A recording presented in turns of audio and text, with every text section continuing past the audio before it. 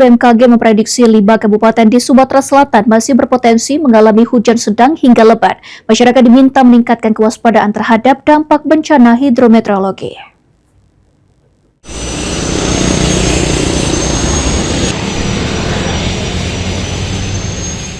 Berdasarkan pantauan BMKG Stasiun Meteorologi Sultan Mahmud Badarudin II Palembang, kondisi cuaca di Sumatera Selatan dalam 7 hari ke depan didominasi hujan ringan hingga sedang.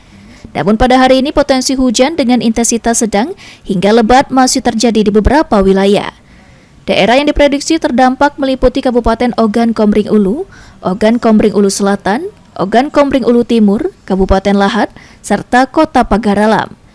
BMKG juga mengingatkan adanya peningkatan kecepatan angin rata-rata yang dapat mencapai 10 hingga 15 knot atau sekitar 30 km per jam. Kondisi ini terjadi karena Sumatera Selatan masih berada dalam periode musim hujan.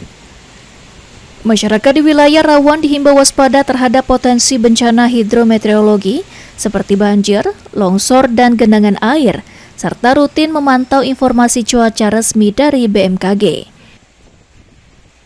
Dengan kondisi cuaca ini, kita masih dalam periode musim hujan, jadi kami himbau untuk selalu waspada potensi hujan yang turun dan ancaman bencana hidrometeorologi yang mungkin bisa terjadi di periode musim hujan ini, seperti banjir, longsor, maupun genangan. BMKG menghimbau masyarakat tetap siaga dan mengikuti perkembangan informasi cuaca guna mengurangi resiko dampak bencana selama musim hujan berlangsung. Muhammad Aidil, PAL TV.